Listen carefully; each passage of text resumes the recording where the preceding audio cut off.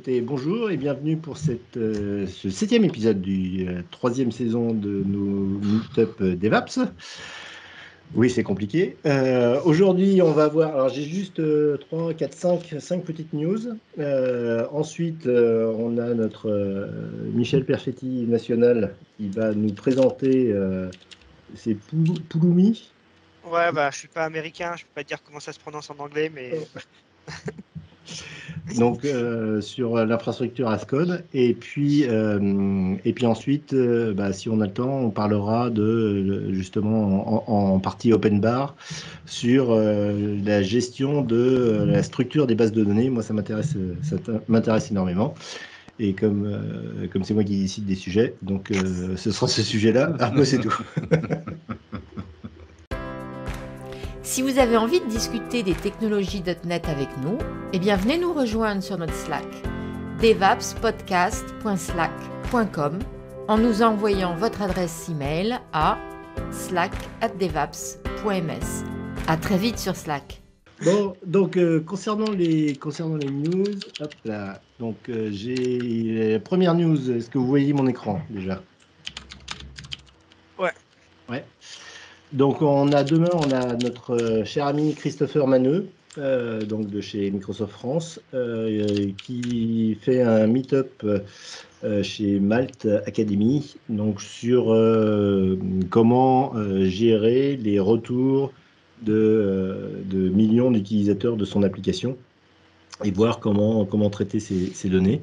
Donc c'est demain, alors c'est à 12h CET, je sais jamais à quoi ça correspond, donc c'est dans 18h, donc ça doit être demain midi quoi, à peu près. Donc ça c'est première information concernant Christopher. Ensuite on a une mise à jour de Visual Studio. Donc, comme je disais la semaine dernière, là, on est toujours en version Visual Studio 2019, en 16.9, avant la 16.10 qui va arriver bientôt.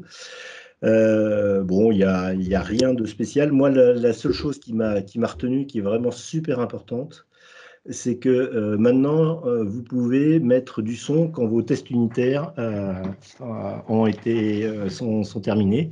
Et donc, vous avez un certain son si vos tests unitaires marchent et un autre son si vos tests unitaires ne marchent pas. Et on peut choisir le son ou pas? Et on peut choisir le son.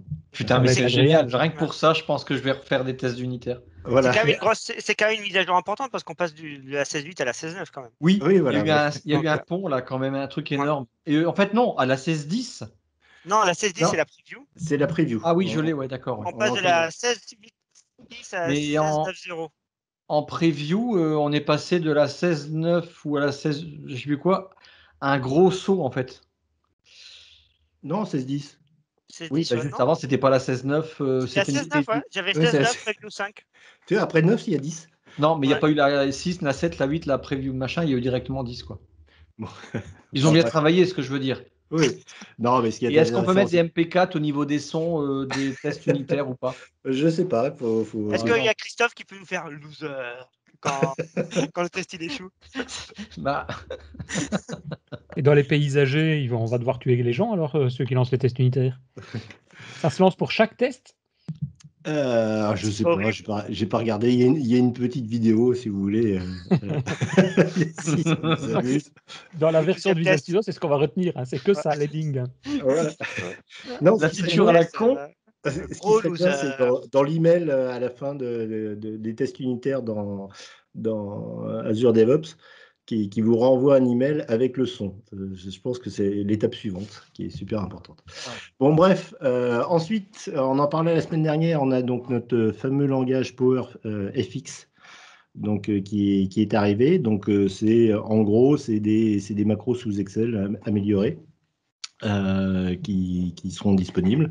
Donc là, vous avez le lien, il faut que je vous mette le lien des différentes news là, sur le fil de l'émission. Dans les choses aussi qui sont assez amusantes, Microsoft qui est en train de réfléchir à créer une version web de Teams qui remplacerait la version desktop. Donc, en gros, ils réfléchissent à éliminer Electron pour le remplacer dans une app, dans une web app. Il y a déjà une version web. Oui, mais là, ce serait entre guillemets la version officielle. Ouais. Ah oui, c'est ça, c'est la version, ouais, ça encapsulerait, il y aurait plus qu'une seule version, on va dire, Voilà, c'est ça, ouais. et tout serait dedans, quoi. Ouais. Oh, ça, c'est mieux. Donc, je pense que c'est un peu la tendance. Alors, bien Pas sûr, beaucoup de différence entre les deux. Hein. Enfin, ouais.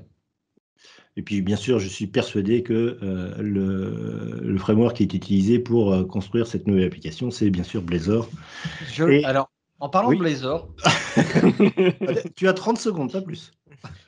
le 17 juin, eh bien, il y a Blazor 2. Et non, on ne dit pas Blazor 2, on dit Blazor 2021.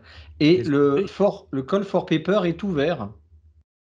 Enfin, donc, on trouve le lien sur blazord.net. Tout en haut, il y a un bouton. Je ne dis pas de bêtises, blazord.net.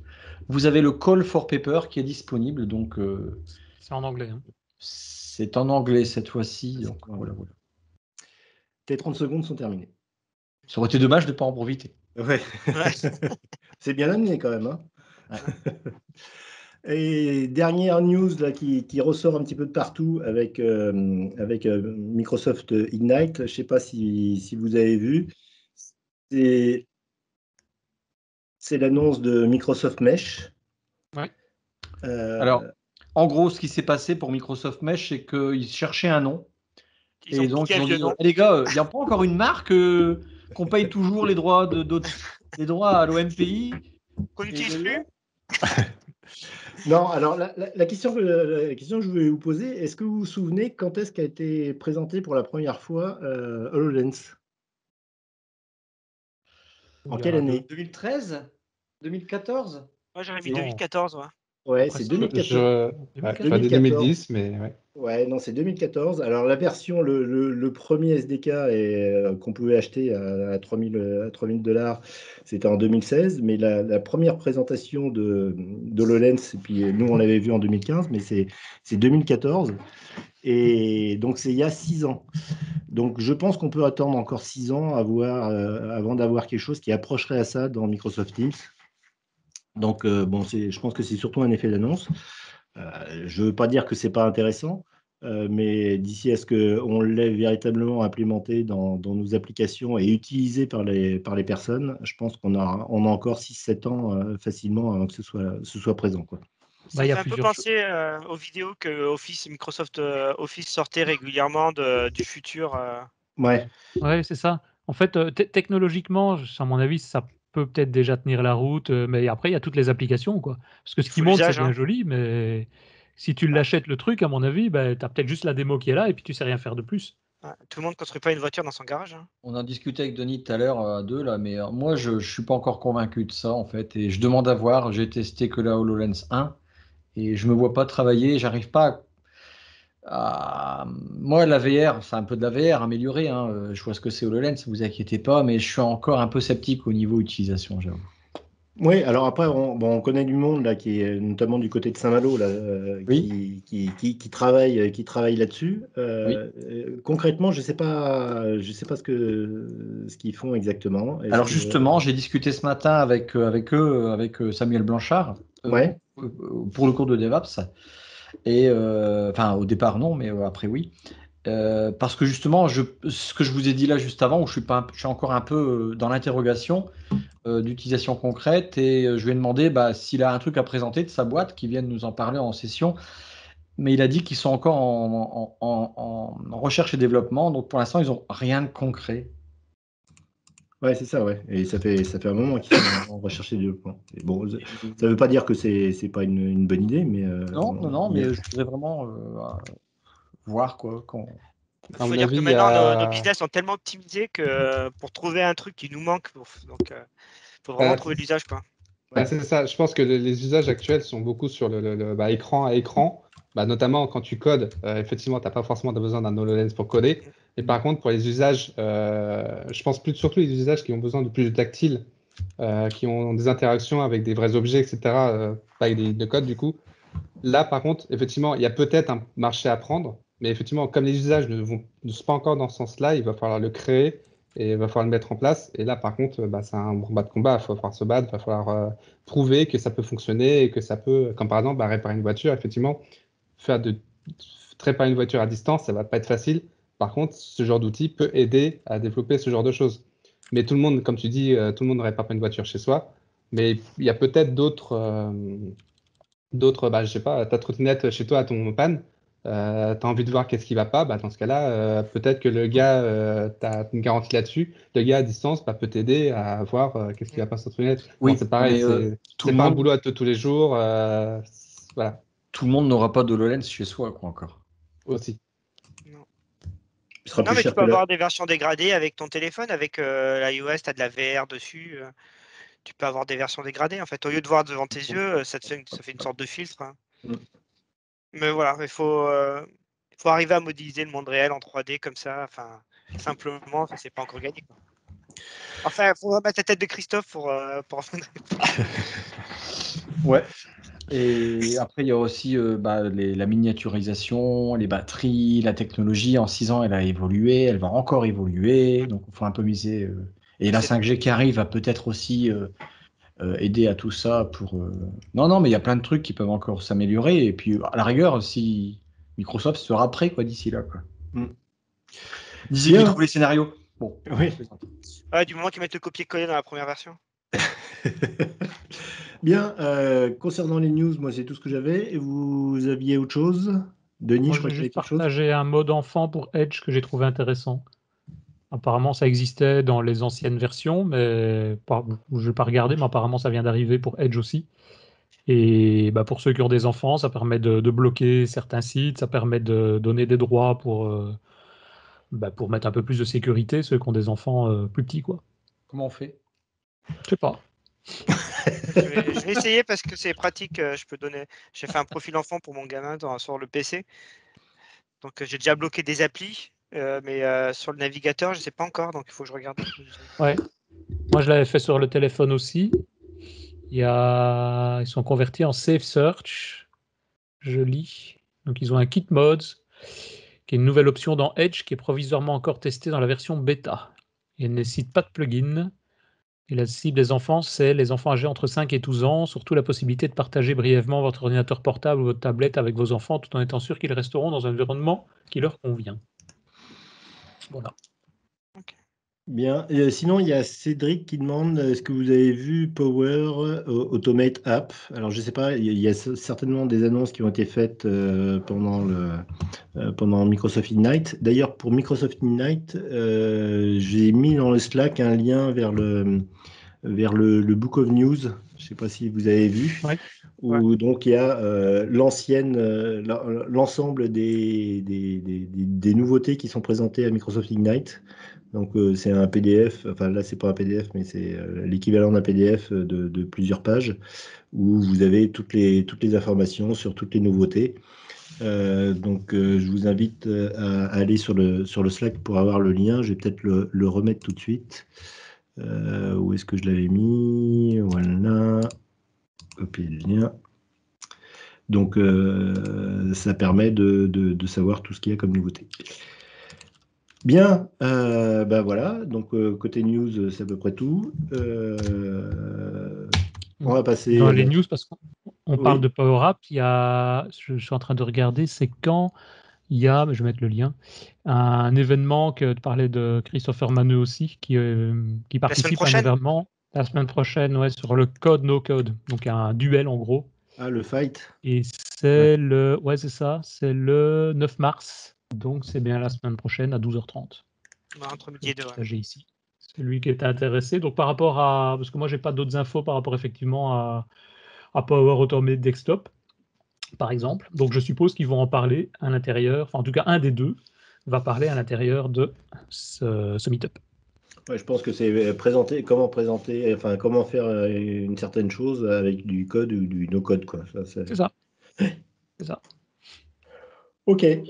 Bien, écoutez, maintenant je vais dormir pendant que Michel va pouvoir nous présenter son moderne infrastructure as code avec le petit castor Pouloumou.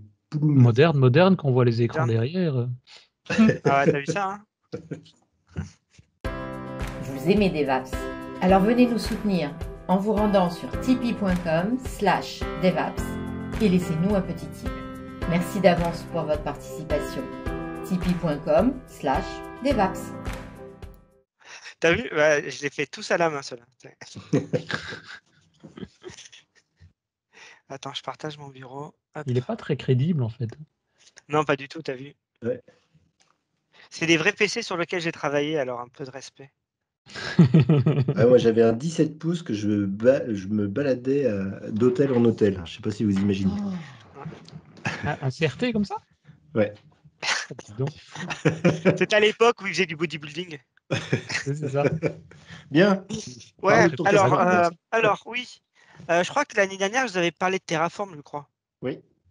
Et alors, un petit rafraîchissement, Terraform, c'est aussi une technologie d'infra as code, donc infrastructure as code, c'est-à-dire que quand on va créer notre plateforme, on ne va pas utiliser de portail, on ne va pas forcément utiliser de CLI non plus, c'est-à-dire on ne va pas être dans l'impératif, c'est-à-dire crée-moi telle ressource, on va être dans du déclaratif.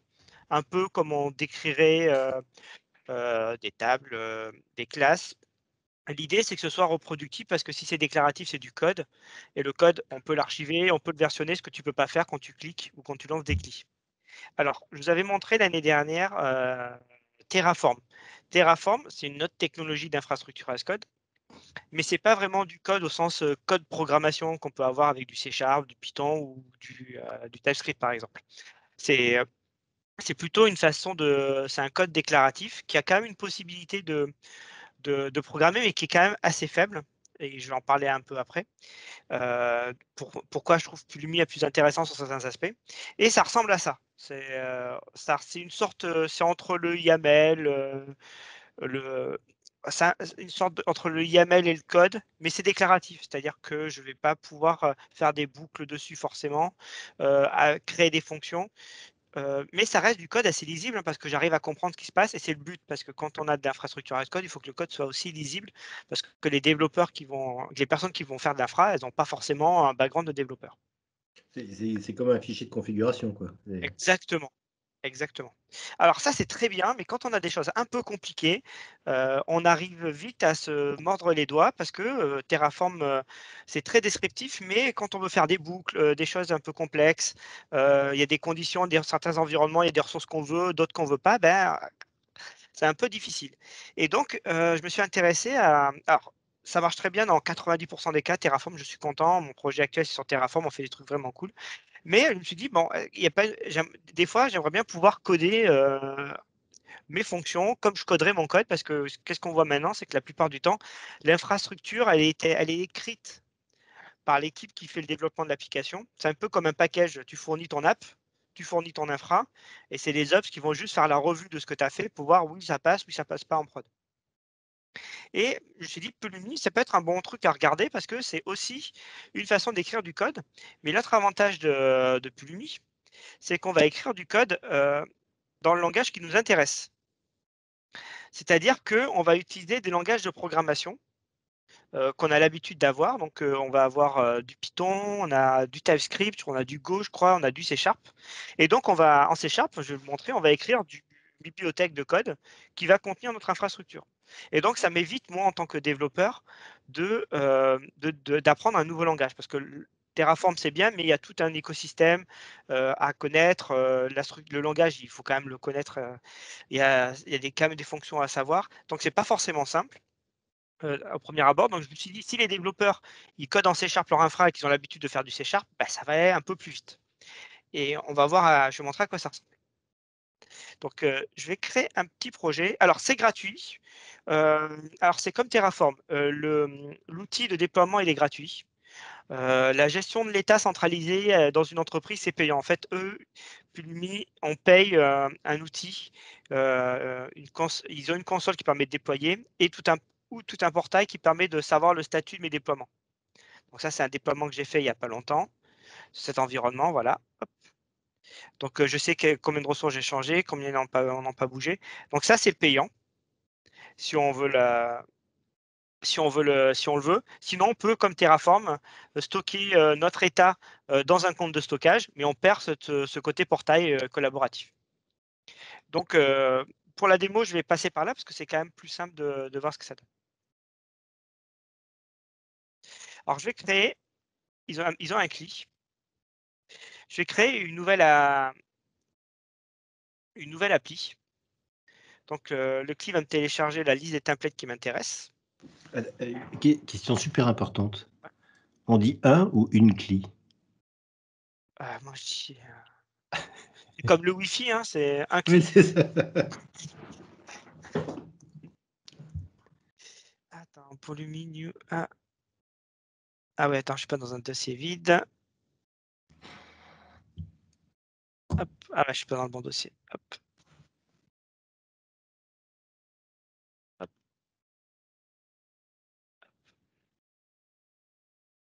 Ah ouais, c'est pour ça. J'étais pas dans le bon dossier. Voilà, là c'est bon. Hop.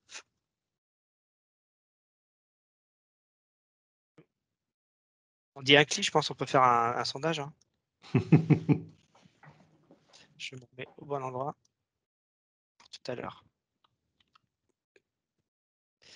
Ok. Donc il me télécharge la liste des modèles. Ça prend un peu de temps, ça. Voilà. Donc je vais lui dire, je vais prendre. J'ai plein de templates par défaut, donc je vais prendre l'Azure C#. Donc je vais lui donner un nom. Démo. Hop.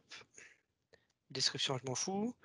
Il me demande un environnement, ils appellent ça une stack sur lequel je vais déployer, je vais l'appeler dev. Et je vais dire que je suis en West Europe par défaut. Hop, j'ai pas envie d'être trop loin. Je suis logué sur ce shell-là, il est déjà logué sur Azure sur ma souscription. Comme ça, j'ai pas besoin de rentrer. reloguer. Exactement. Hop. Et là, qu'est-ce qu'il m'a fait? Il m'a créé tout un programme déjà tout fait. Je vais l'ouvrir dans VS Code. C'est pas plus vite. Donc le programme.cs, c'est ce qui va lancer. Je ne m'en occupe pas parce qu'il est vide. Et je retrouve ici en fait du code C# qui représente le code qui va construire mon infrastructure. Et même si c'est du C#, ça reste quand même un minimum lisible. Donc qu'est-ce que je vais avoir? Je vais avoir un ressource group qui va être créé donc avec ce type de stockage. Et il va me récupérer après en sortie la clé pour que je puisse m'y connecter. Et donc ici, qu'est-ce que je vois? Je vois des using qui correspondent à des bibliothèques. Et si je regarde le CSproj, je vois que j'ai des packages NuGet qui représentent en fait mes versions de mon logiciel. Les packages NuGet qui correspondent aux bibliothèques de mon infrastructure. Et c'est ce qui permet en fait via Pulumi de récupérer des classes qui vont contenir, qui vont être utilisées derrière pour générer le code. Donc je vais lui demander de me préparer un déploiement. C'est du sacré boulot de leur part parce que il faut à chaque fois qu'ils font des mises à jour, il faut qu'ils mettent à jour pour C#, Ouais. pour TypeScript, Exactement. pour Go, etc. quoi. Ouais, j'y arrive après. Ils ont pas mal de moulinettes qui permettent de générer ça. Donc là, il fait une précompilation si ce n'était pas compilé au cas où. Et il va me dire ce qui va changer pour que je puisse le déployer après sur Azure. Alors pendant que ça compile, je vais vous montrer, il y a, alors ça je vous montrerai après, il y a toute l'API qui est documentée. Donc là, c'est le package Azure. Et ce package-là, Azure, qui est actuel, le package officiel qui est pas en preview, qui n'est pas en bêta, il est mappé pour l'instant sur le provider Terraform. Donc en fait, quand Terraform met à jour son provider, qui est en Go, Pulumi le récupère et construit ses wrappers dans les autres langages. D'accord. Donc pour l'instant, il y a la version de Terraform associée, là c'est la 2.49 et ils appellent ça, c'est la 3.49. Et donc toutes les semaines, Terraform met à jour, le jeudi, le vendredi.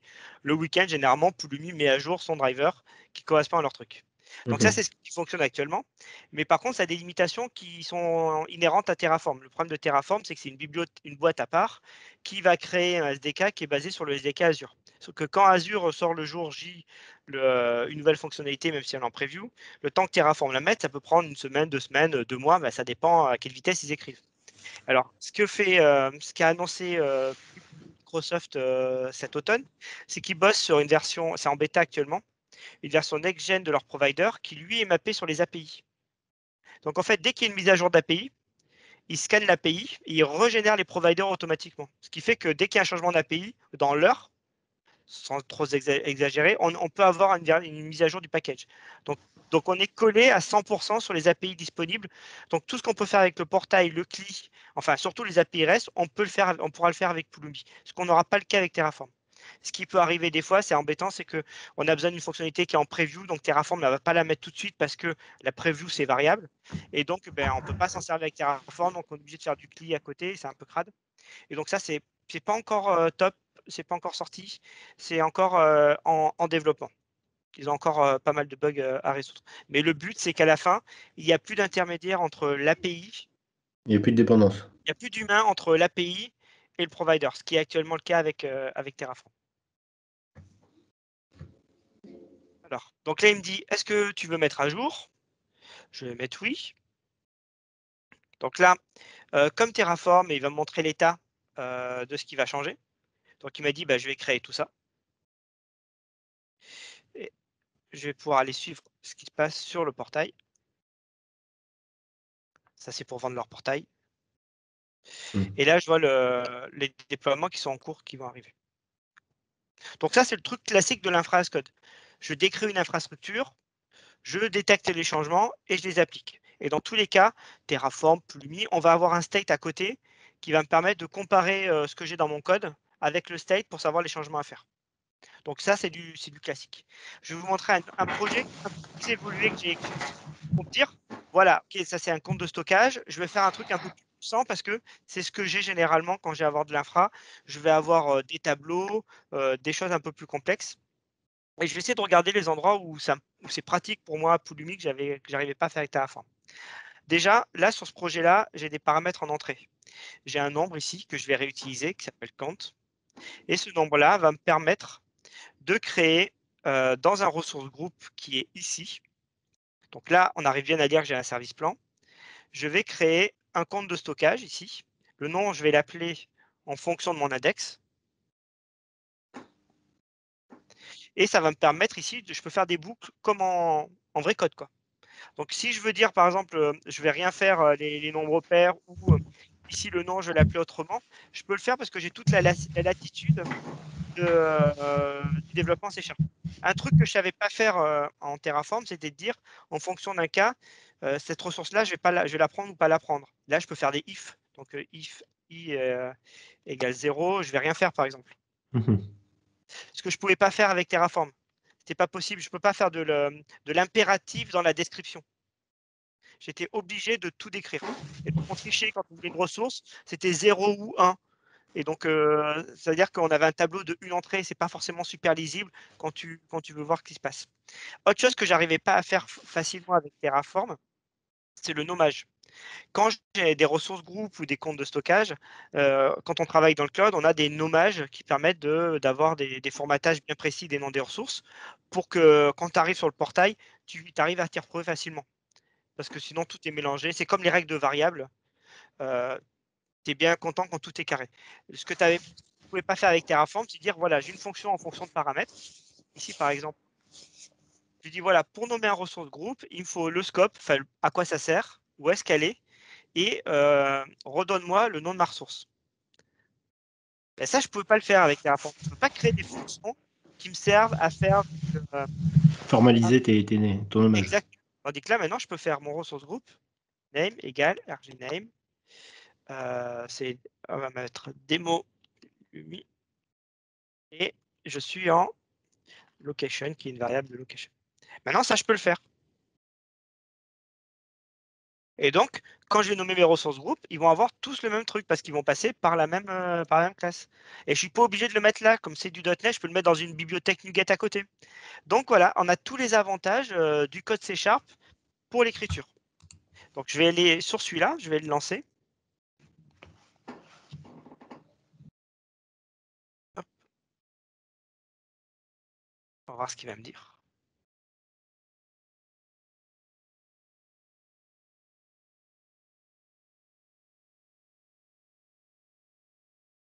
comme tous les.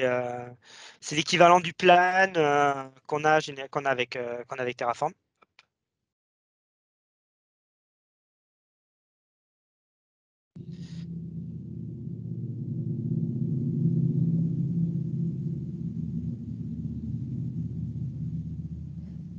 Pendant que ça tourne, juste vous dire, là où je trouve ça cool de pouvoir écrire du code, par contre, comme ça reste de l'infrastructure et que ça a un but descriptif, il faut faire attention à ce que le code ne soit pas illisible parce que derrière, il faut qu'on puisse comprendre l'infrastructure que l'on pose.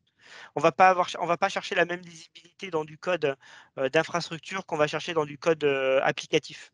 Si j'ai plusieurs services plans, je ne vais pas forcément faire une fonction qui va me renvoyer un service plan parce que je suis bien content d'ici de lire le statut de mon service plan. Enfin, la duplication de code, c'est pas trop grave dans le code d'infrastructure. Ouais. Donc, les critères sont pas forcément les mêmes. Donc, si vous passez dans du sonar derrière, il risque de vous mettre des erreurs, des trucs en disant code dupliqué, mais en fait, c'est pas grave pour l'infra parce qu'on préfère la lisibilité à la réutilisabilité. Ouais, tu vas pas faire du parallèle .for each Voilà, c'est ça. dans ton... Voilà, donc c'est le bémol que je trouve, c'est que alors j'étais super content d'avoir du code C#. Par contre, attention, il faut quand même que ça reste lisible. Le côté lisibilité de Terraform, c'est cool. Il faut quand même garder du code un peu lisible à l'intérieur. Donc voilà, j'ai évité de faire des fonctions. Je vais essayer de garder quelque chose de lisible à l'écran. Et donc, au niveau du retour d'information, parce qu'au moment où tu exécutes ton code là pour déployer tes services, enfin, l'ensemble de ce que tu veux faire, quoi, de ton infrastructure, voilà, je vais y arriver. Tu as un système de log, ça passe forcément par justement leur site web. Non, tu n'es pas obligé.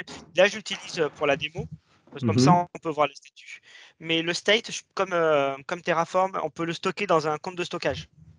D'accord. Donc, on aura les logs ici, mais on n'a plus le portail. Et le state, il est utilisé là-dedans. Et le state, on va le mettre dans un compte de stockage qui est privé. On va y accéder par une clé. Et de cette façon-là, on a les mêmes problématiques qu'on a avec d'autres éléments d'infra as code. Et après, ce code-là, on va le prendre. Là, on le fait pas. On fait rarement dans la console. En fait, c'est la build de déploiement qui va le faire. Donc, on va récupérer les logs dedans. Et justement, au niveau de la build, ça se met bien ça se met facilement dans Azure DevOps. Alors, j'ai pas fait gaffe s'il y avait un package dessus. De toute façon, tu peux c'est du .NET Core le SDK. Après, la CLI, tu peux l'embarquer comme tu veux. Au pire, tu la mets dans une image de conteneur. Enfin, c'est plutôt ça maintenant qu'on a dans de la CI. On va plutôt avoir des images de conteneurs spécialisées et on va le mettre dedans. Comme ça, on n'a rien à mettre de spécifique sur le CI. Mais on va pas avoir cette interface-là, on va avoir une interface plus log séquentielle parce que là, c'est fait pour un terminal, c'est fait pour l'interactif.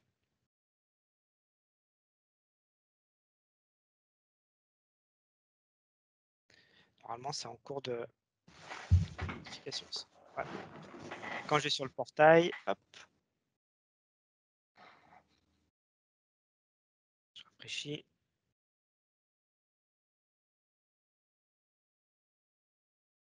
Hop, là, voilà, il est là. Et ici, je retrouve mes ressources. Elles sont encore en train de créer là. Elles sont encore en train d'être créées. Ah non, c'est pas celle-là. Ouais, c'est celle-là, mais elles arrivent là. Le portail, des fois, il est... Voilà, c'est bon. Alors, par défaut, il faut savoir, c'est que Pulumi, il va utiliser le nom de la ressource ici. Comme nom d'origine, il va rajouter un élément random pour être sûr que le nom soit unique. Mais on peut le désactiver en mettant le nom de la ressource ici directement, si on veut le forcer. Si on veut vraiment avoir un nom fixe. Enfin, ça dépend des règles de nommage qu'on trouve dans les entreprises. Dans les entreprises, on est bien content d'avoir le random à la fin pour garder l'unicité. Dans d'autres, on ne va pas le mettre. Enfin, ça dépend des règles. On peut faire les deux comme ça. C'est lui qui met le random, donc on est content, on n'a pas à le faire pour à chaque fois. Et donc, c'est vraiment assez pratique parce que comme c'est du code, derrière, après, on peut le compiler, voir ce que ça donne. S'il y a des erreurs, il nous le dit tout de suite, puisque derrière, on retrouve l'expérience de développement classique qu'on n'a pas forcément quand on a un autre langage où c'est du descriptif. Ouais, et où tu vois que ça plante au moment où tu l'exécutes, quoi. Ouais, alors, tu peux toujours l'avoir, hein, parce qu'il suffit que... Ouais. Alors, la plupart des SDK, ils vont mettre des règles, des prévalidations. Par exemple, quand tu crées une VM et que ton nom il est trop long, le SDK va vérifier déjà que ton nom de VM n'est pas trop long par rapport à l'API. Mais tu peux avoir des cas où le SDK ne peut pas détecter tant que tu n'as pas essayé de déployer. Donc, tu as quand même des cas où ça peut planter au moment du déploiement. C'est un peu. Mais généralement, ce qu'il fait, c'est que dans le state, il stocke ce qu'il a mis à jour. Et après, il va mettre à jour ce qui restait à mettre à jour la fois d'après. Donc, s'il a déjà mis à jour 3 trucs, il va s'arrêter là. Et au déploiement d'après, il va continuer sa mise à jour. Juste une petite question, Mitch. Ouais. Comme tu parlais que tu disais c'est du code et tout ça, est-ce que tu peux écrire des tests pour tester ton infra? Alors, tu ne vas pas faire des tests là-dedans pour tester ton infra.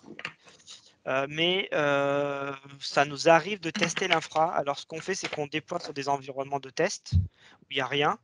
Et ensuite, en fait, on teste une configuration. La configuration, c'est nos fichiers de config ici. On prend une config, on la déploie et après, on lance un script à côté qui va vérifier que ce qu'on attendait au départ, on l'a bien eu. Donc, c'est long. C'est long. C'est pas le truc le plus rapide de la Terre parce qu'il faut déployer. Après, il faut nettoyer. Donc, il y a des ressources. Là, ça va, les app service plans, c'est rapide, ça prend 2 minutes. Mais il y a des ressources qui vont mettre 30 minutes à se monter pour certains. Donc, tu vois, tu ne peux pas les lancer au commit. Mais, non, pas au commit, mais je veux dire, plutôt que d'avoir à les vérifier à la main, avoir une façon de l'automatiser, de le vérifier, je sais pas moi. Tu as des scripts. Moi, j'ai vu des équipes, on faisait du kitchen. Donc, c'est du Ruby qui allait lancer du Terraform, le déployer et après, on allait récupérer le statut et on vérifiait que ce qu'on avait voulu en paramètre, on l'avait. Pour Terraform, il y a un outil qui s'appelle TerraTest. C'est du Go qui permet en fait d'encapsuler le pipeline de Terraform, le déploiement pour pouvoir lancer des tests dessus parce que avec les SDK, ils sont assez bien faits en Go.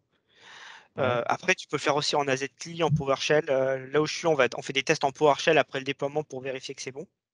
Mais voilà, ça dépend. Mais ça dépend de la techno, mais tu vas pas les lancer. Tu vas pas les lancer systématiquement à la fin. Parce que c'est long, quoi. Ouais, j'imagine bien. C'est vrai que la fonctionnalité ultime là-dessus, ce qui serait cool, c'est que tu lances en local et genre en 10 secondes, bah, tu vois qu'est-ce qui est déployé, de quelle façon, quel nom à peu près ça pourrait avoir, etc. C'est génial. Ça, c'est celui-là parce que avant de faire yes, no quand je déploie, c'est ce qu'il me dit. C'est ce qu'il me dit. Là, il me dit, je vais le remplacer. Pourquoi le nom a changé et le nom du ressource groupe a changé. Ah yes, ok. Donc ça, il me le dit. Oh, Ça, c'est juste avant il me dit delta. Et ce qu'on peut faire après, au moment dans les builds, c'est de dire, avant de valider par exemple un pull request où il y a du changement d'infra, on affiche le delta en commentaire de la pull request en disant voilà, le dernier delta, c'est ça, on accepte ou pas. Et là, si on voit un delete sur le serveur de base de données, ben, on dit non, quoi. Ou pas. Ouais, bah, c'est pas mal. La plupart des SDK, on peut mettre des flags dedans en disant ben, on n'a pas le droit de supprimer certaines ressources, par exemple. On les lock. Ça ne remplace pas le lock d'Azure qui est un peu plus fort, mais ça permet déjà de détecter des choses. Et là, tu l'utilises en production sur plusieurs projets ou c'est pour l'instant c'est. Non, mais je compte m'en servir sur un projet dans les prochaines semaines parce que je trouve que c'est quand même bien pratique. Mais en fait, je me tâte. Est-ce que je m'y mets maintenant ou alors j'attends le nouveau SDK qui va sortir et qui est mappé sur l'API. Donc voilà, je me tâte. Parce que là, ce que je peux faire, je le fais exactement Terraform puisque c'est le même provider. Donc, à part des problèmes que je connais déjà, que je connais les contournements, c'est moche, mais j'arrive à les contourner. Ou alors j'attends le nouveau provider pour pouvoir vraiment avoir une expérience de développement qui est vraiment calée sur l'API. Parce que de toute façon, si je le commence maintenant, il faudra sûrement que je le réécrive derrière. Donc voilà, j'ai pas envie. Je me tâte. J'ai pas encore décidé. Ok. Il y a Anthony, je crois, qui voulait dire quelque chose. Il a levé la main une seconde. Ouais, c'est juste pour savoir, est-ce que l'infrastructure, on peut la déployer où du coup? Sur Azure, j'ai vu Azure, AWS. AWS, GCP, je crois qu'ils supportent tous les. Je vais le remettre. Ils supportent tous les gros.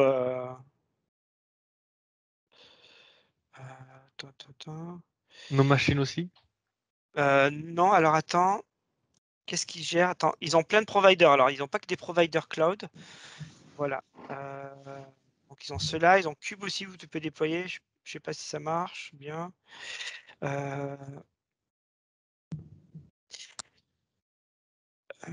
Qu'est-ce qu'il y a d'autre? Ouais, les gros providers de cloud, ils y sont.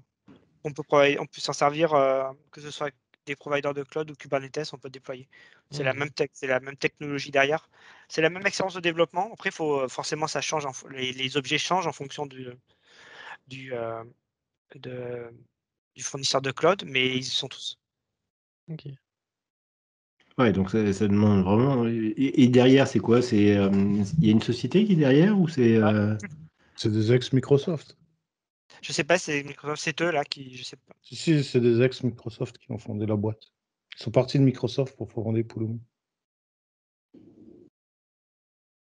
Donc voilà, je pense que le futur de l'infra as code, ça sera un mélange de dev avec un mélange de déclaratif. Je ne sais pas lequel des deux va gagner. Peut-être que les deux ont un avenir. Pour moi, le déclaratif, c'est bien pour les ops parce que mais dès que l'infrastructure elle est complexe, le code c'est mieux. Donc peut-être qu'on aura la possibilité de faire soit du code, soit du déclaratif et pas l'un ou l'autre. Je pense que ça sera ça vraiment le futur de l'infra as code et on pourra choisir en fonction du projet et de l'envergure de ce qu'on veut faire. Quand on fait un petit projet, l'infra as code en déclaratif, c'est très très bien. Tu vois, tu as ton web app, ton compte de stockage. C'est très plat, enfin, il n'y a pas de règles métiers ou de différence entre les environnements. Là, le déclaratif, très bien. Dès que c'est complexe, plus Pulumi, c'est pas mal quand même. Est-ce que tu as déjà regardé Bicep?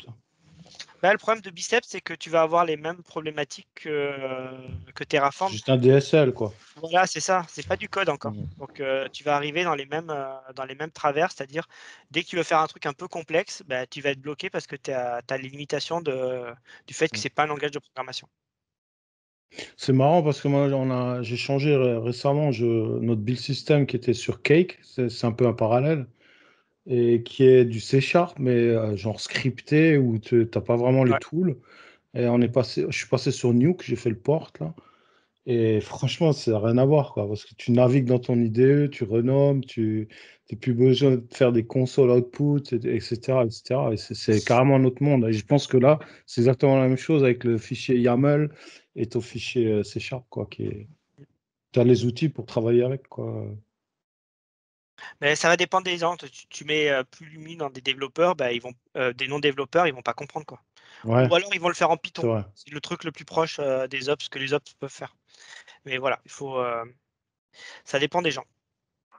Ouais, en moins, c'est une offre supplémentaire qui permet suivant le profil des développeurs qu'on a des personnes qu'on a au sein de l'entreprise, ça permet de choisir telle ou telle technologie, quoi. Exactement. C'est assez cher, non? J'ai été voir le pricing, c'est pas excessif, je trouve, pour les entreprises. C'est gratuit pour les individus, des personnes comme vous et moi, mais pour les entreprises, c'est pas excessif, je trouve. 225 $ par mois pour une équipe entre 5 et 25 personnes. Ouais, c'est pas. Ça aurait pu être pire. Ouais, sachant qu'on peut quand même s'en servir. C'est comme Terraform, on s'en sert très bien sans leur outil. C'est quand par contre tu veux mutualiser du Terraform que ça peut venir compliqué de le faire à la main. Donc c'est là que tu dis leurs outils, ça peut être pas mal. Donc ça dépend vraiment de la maturité de l'entreprise. On peut commencer en standard, en free. On s'en sort très bien quand tout le monde est chacun dans son coin, mais dès qu'on veut mutualiser et qu'on veut avoir une sorte de gouvernance derrière, s'il y a besoin, là, ça devient un peu compliqué. Sinon, il faut la coder soi-même. Mais c'est plus cher que les 225 $ par mois, quoi. Après, cette histoire de moulinette que tu disais là, qui fait que ça met à jour les API automatiquement, je trouve que c'est une idée de génie. Parce que effectivement, du coup, si c'est une moulinette, t'as personne derrière, t'as une question de rapidité, donc une question de confiance là-dessus, comme quoi ce sera à jour assez rapidement. En plus de ça, bah, t'as pas à payer du monde pour recréer les API derrière. Enfin, j'imagine que rien que ça, déjà, ça fait une réduction de coût pas possible. Donc, voilà, c'est une idée de génie. Et puis, moins de bugs, moins de code, parce que quand il y a un intermédiaire, ça fait du code, donc des bugs. Exact. Et puis, ça m'arrivait d'avoir des bugs en Terraform, alors tu sais pas si le bug, il vient de Terraform ou s'il vient de l'API derrière, donc tu es obligé de faire un ticket. Le ticket, non, c'est pas nous, c'est derrière. Derrière, c'est pas encore implémenté. Enfin, super. Et là, ça change quoi avec Pulumi pour ça? En fait, ce qu'ils vont faire, c'est que... je suis peut-être en retard, mais... Bah oui. Ils vont mapper l'API directement. En fait, ils vont générer les API sur leur provider directement sur l'API. Ce qui fait que il n'y a pas de développeur qui va créer une logique de code dessus. D'accord. Okay, ils vont coder le client automatiquement en travers. Donc en espérant que les API sont bien prototypées, quoi. Ouais. Normalement, les API Azure, elles sont bien prototypées. Ouais. Je cherche des castes. Ok, bon, bah écoutez, je pense que Christophe a été passionné par ce qu'on a vu aujourd'hui. Évidemment. Oui. Je me suis vite projeté en fait dans le truc. C'est vachement utile dans une vie future, certainement. Non, mais oui, il y a juste un truc auquel je pense, c'est justement quand tu veux faire une infrastructure pour la prod, la pré-prod et puis le mode test, c'est super pratique, quoi.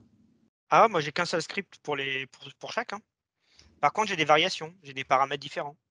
Oui, mais une fois que tu as fait ton script, après tu peux paramétrer tes variations et tu peux imaginer par exemple un fichier de config, entre guillemets, je dis peut-être n'importe quoi, hein, mais un fichier de config qui est avec 3 versions, une version pré-prod, version prod et une version test, et d'exécuter le même code, quoi.